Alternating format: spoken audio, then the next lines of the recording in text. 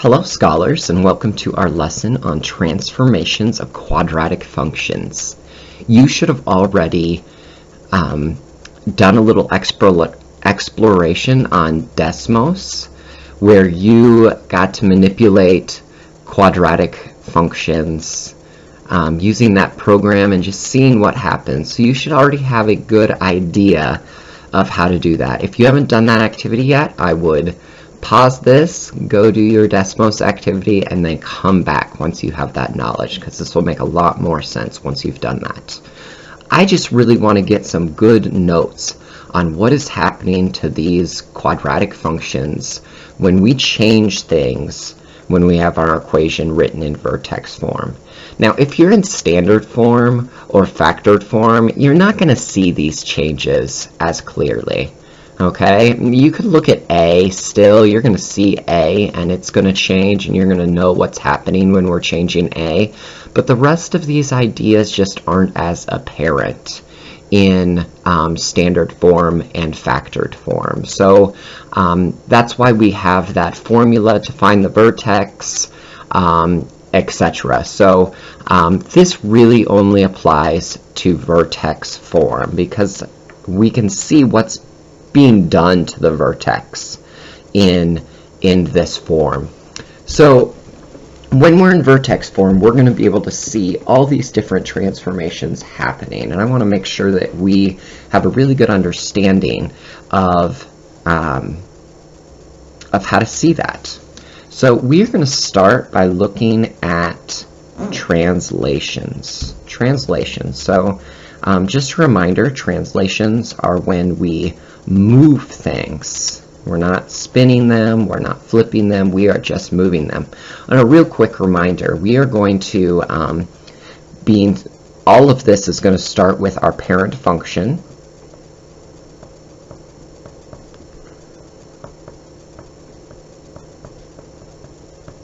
Our parent function, y equals x squared. And this is our form. And this left out a very important detail. It's left out the quadratic nature of this thing. Okay? So you should have looked at this and said, oh, that's linear. That's not good. Okay. So please add that for me. Okay. So we are going to start with our parent function every time. I'm going to put our parent function in blue every time. So x squared. The vertex is always going to be at 0, 0. We're always going to have a 0.11 because 1 squared is 1.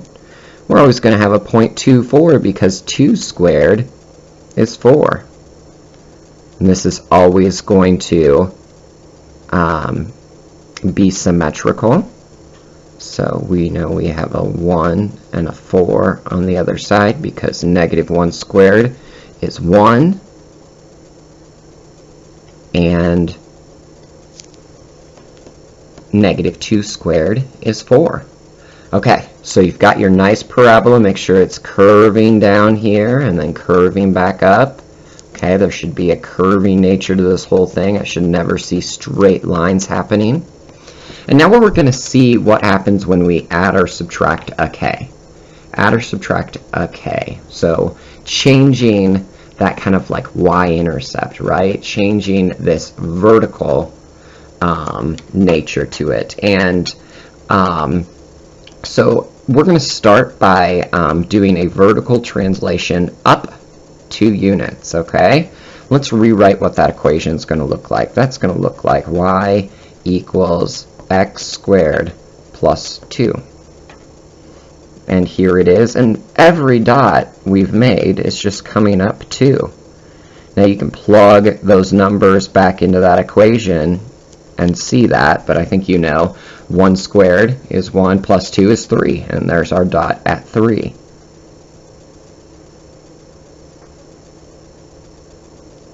And we are making our shape happen here again. What happens when I move it down 6 units? Y equals x squared. Let's move it down 6, minus 6. And we get a quadratic equation that looks like this. Every dot from our parent function, our blue one, is going to get moved down 6 units. And again, you could put those numbers into that equation, and you should be able to see that. I'm going to make sure that I don't run into anything here, so I'm going to put a 3 in here. 3 squared is 9, minus 6 is 3, so I'm going to be at 3 right here.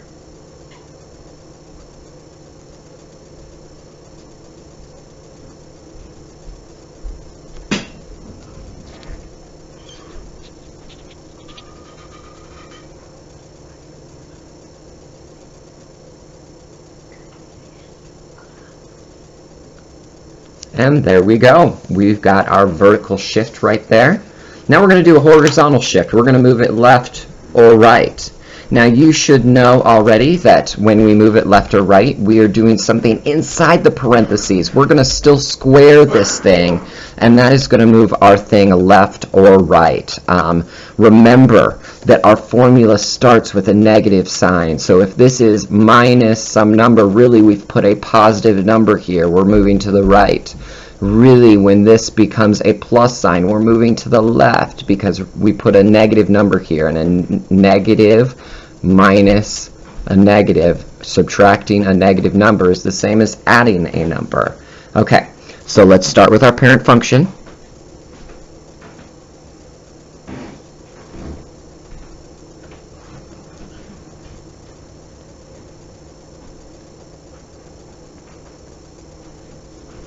And let's move this thing to the left 5. To the left 5. Okay, so I am going to move my thing to the left 5. That means I'm going to have y equals x. Let's think about this.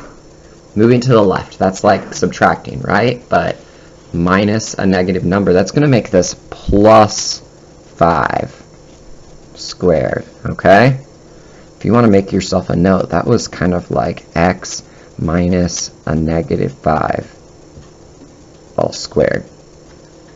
And that became this, right? Okay, so whenever we see a plus sign inside here, we're going to think, okay, we're moving to the left. So let's do it. 1, 2, 3, 4, 5. Now, we can put our numbers in here again and say, why does this work? Oh, because if I put a negative 5 here, if I put this negative 5 here, negative 5 plus 5 is 0. And 0 squared is 0. So we got a y value out of 0 when we're at negative 5. I put negative 4 here. Negative 4 plus 5 is 1. 1 squared gives us this 1. And we're, of course, going to have 4 because we moved this thing all the way over here. We're going to, of course, have a 1, and we're going to have a 4. And you can plug all those numbers into that equation, and you're going to see that we know exactly what we're talking about here. Okay, so we are going to shift it to the right now. Y equals, I think you already know what we're doing here. We're shifting to the right 2 units, so it's going to be minus 2 because we put a positive 2 in there. Okay, let's shift it. Everything goes over 2. Ooh, we're sharing a dot there. That's very fun.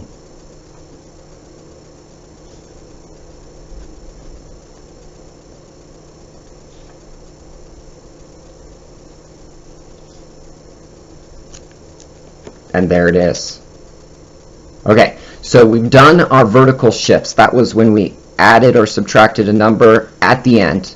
We did our horizontal shifts. That's when we added or subtracted a number inside the parentheses. Those are our translations. Now it's time to move to our dilations.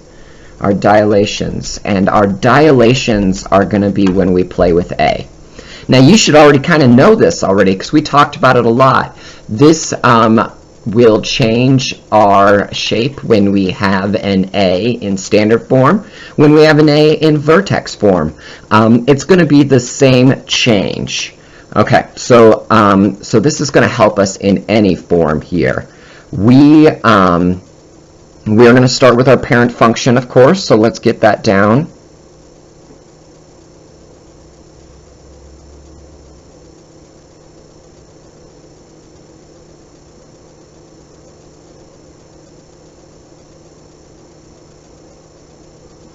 Okay, and what happens when a is greater than 1? When a is greater than 1, we are going to call it a vertical stretch. We're going to be pulling that thing and stretching it out. Stretching it out. It's going to feel like we've put two little contraptions on the end and we're pulling on it, and it's going to look skinnier, okay? So a vertical stretch. We are going to have an a that is greater than 1. What if we have a vertical stretch with a factor of 2? That's going to be y equals 2x squared, okay? You can put the x in parentheses or not. It doesn't matter. You still know that you have to do this first because of order of operations, and then times it by 2. Okay, so what happens when we times it by 2? I think that every single number that we're going to have here is going to be multiplied by 2. It was 1, now it's 2. It was 4, now it's 8. It was 0, now it's 0. And look, we get the same thing down here, right? 1 squared is 1, times 2 is 2. 2 squared is 4, times 2 is 8.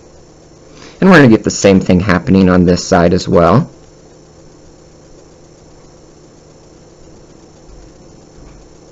And we have stretched that thing out.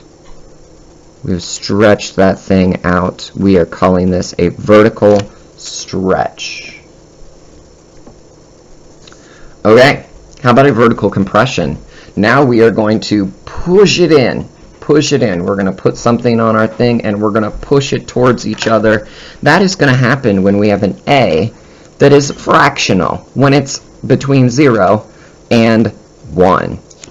Now, why are we leaving out the negative numbers? Because we're going to talk about a negative as doing something entirely different, okay? The value of a is going to give us a vertical compression or a vertical stretch. The negative sign is going to give us something entirely different. Okay, so let's get our parent function down here.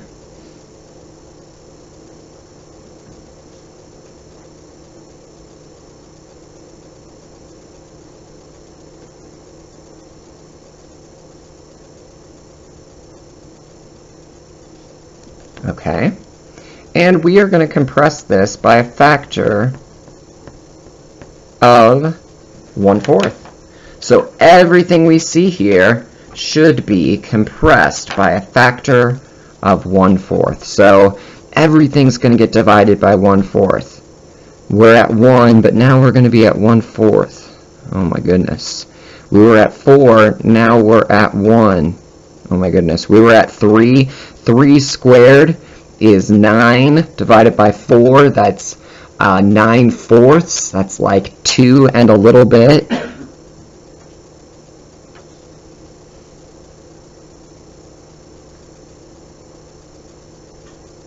We're at 1. At like 2 and a little bit. If I put in a 4 here, 4 squared is 16 divided by 4. That gives us 4. I'm just trying to get this shape as well as I can. So it's coming in here like this.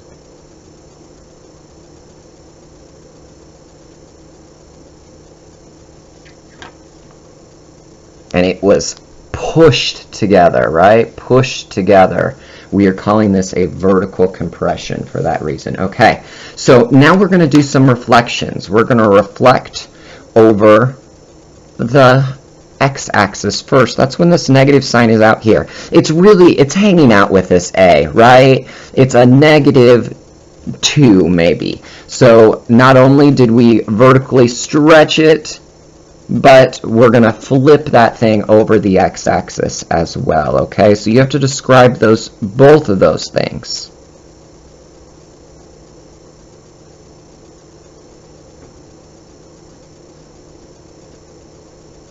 And the ultimate goal here is for me to be able to give you any equation and for you to be able to describe what's going to happen without graphing it. Now, sometimes we will graph it, but you should be able to describe that change without it. So if I just y equals negative x squared, now remember, order of operations, we could put these in parentheses. We don't have to, because you know you're going to do 1 squared, and then there's going to be a negative sign out front. So it is going to flip it over like this.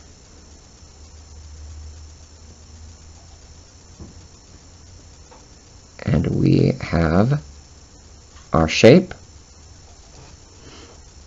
And then finally, what happens if we have this negative sign inside these parentheses?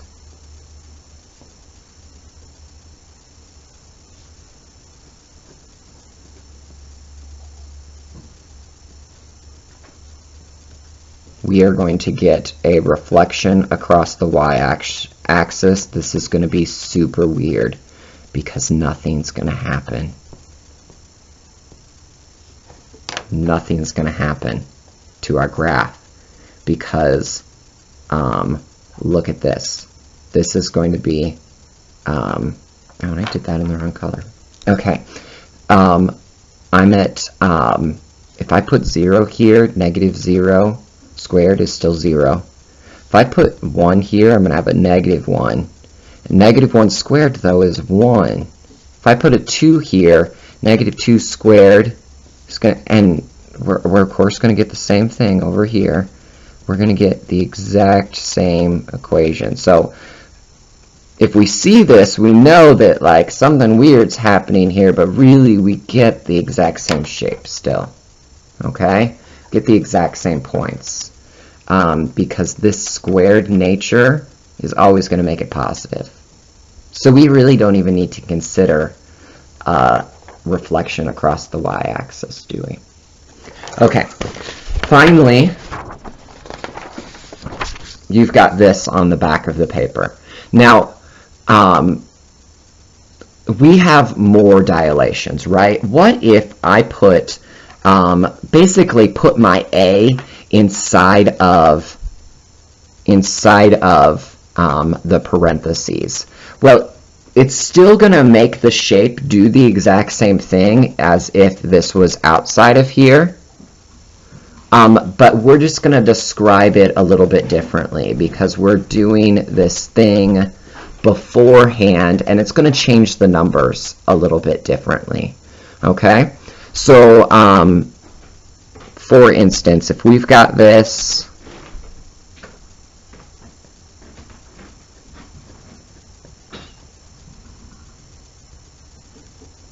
and I am going to say that we are going to do this by a factor of 3. We're going to say y equals 3x, and we're going to square that. That really changes our order of operations, doesn't it? Which is going to change where those points are going to be. So if I put a 0 here, of course we're going to be at 0. If I put 1 here, though, I'm going to have to do 3 times 1 is 3. Squared is 9. Holy smokes, that is so much more powerful putting this number inside the parentheses than outside the parentheses. This is going to really affect what we're doing. So this is way up here already. Now this looks like a vertical stretch, but to be able to call it something different because it's so much more powerful, we are going to call it a horizontal compression. We are squeezing it and squeezing it very quickly. Okay. And to give us something different to call this, we are going to call this a horizontal stretch. We're stretching it this way. Now, what do I care most about? I care most about you being able to describe these vertical stretch and vertical compression, because this is what we almost always do. But this happens occasionally, and I want to tell you about it, okay? So our last one,